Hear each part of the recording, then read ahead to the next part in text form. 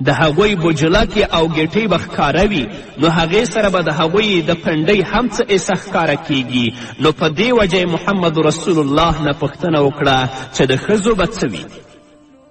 فکیف یصنع النساء بذیولهن. نو نبی کریم صلی الله علیه وسلم وفرمیل ښځې په دې حکم کې داخلې نه دي. هغوی دې د سړو نه یو لیشت جامه زیاته ښکته کړي، هغې سره به ګیټۍ او بجلکې پټې شي. بعضې جاهلان او ناپوهه په دې اند دي چې ښځې هم د سړو په شان باید د خپلې ګیټۍ او بجلکې منع نه کړي، او حال دا چې دا حکم د نارینهو دپاره دی، د خویندو لپاره نه دی. خویندې کولی شي چې هغوی خپلې بجلکې او خپلې ګیټۍ په پاجامه باندې پټې کړي. دا د هغوی لپاره ډیره د ستر خبره ده. همدارنګه د ابو داود حدیث دی. راوی د حدیث ابن ابي مليكة رضي الله تعالى عنه دی.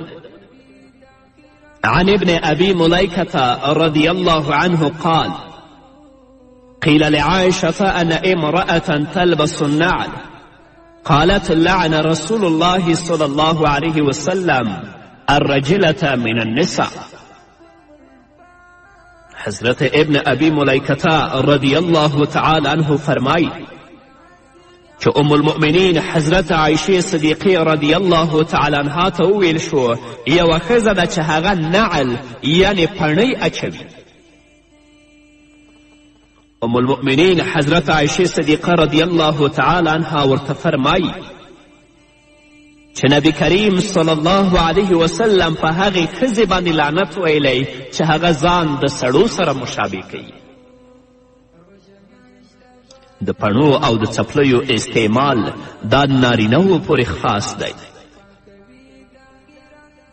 نو د خویندو لپاره د داسې جامو اچول یا د داسو پڼو اچول چې هغه زموږ ورونو او نارینهو ور پورې خاص وي دا حرام دی.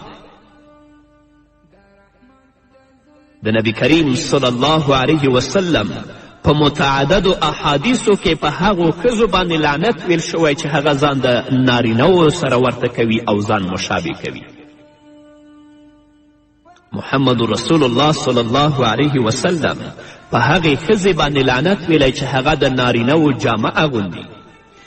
محمد رسول الله صلی الله علیه وسلم په هغه نارینه باندې هم لعنت ویلی چې هغه د زنانهو جامه اغوندي. په اسلامی معاشره کې دا کارونه زموږ مسلمانانو که زموږ ورونه دي او که زموږ خویندو دي د کفارو نه زده کړي دي. کله چې د هغوی په ځان باندې څنګه جامه او څنګه پڼې وویني نو سبا هغه زموږ د ورونو پښو او په تن وي او د خویندو پښو او په تن هم وي. خویندو او میندو د اغیارو او د دښمنانو د پیښو او مشابهت په وجه ځانونه د الله رب العزت په غضب او لعنت کې مه ګیروئ. زموږ دین کې مستقل تهذیب دی. زموږ دین کې مستقله طریقه شته چې خویندې به څنګه جامې اغوندي او ورونه به څنګه جامې اغوندي او د دوی پڼۍ او د دوی پیزار به څنګه وي.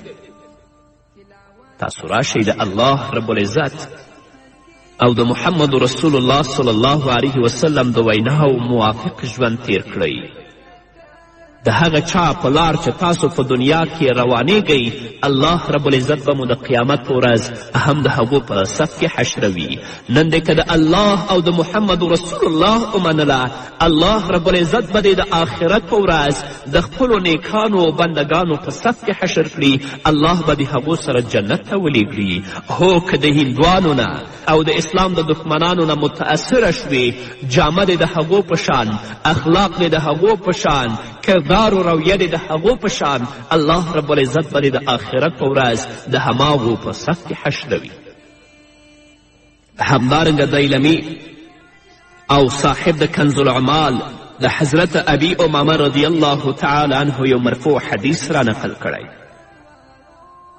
عن ابي امامه رضي الله تعالى عنه مرفوعا قال رسول الله صلى الله عليه وسلم إن الله يبغض صوت الخلخال كما يبغض الغناء ويعاقب كما يعاقب الزامر ولا تلبسوا خلخالا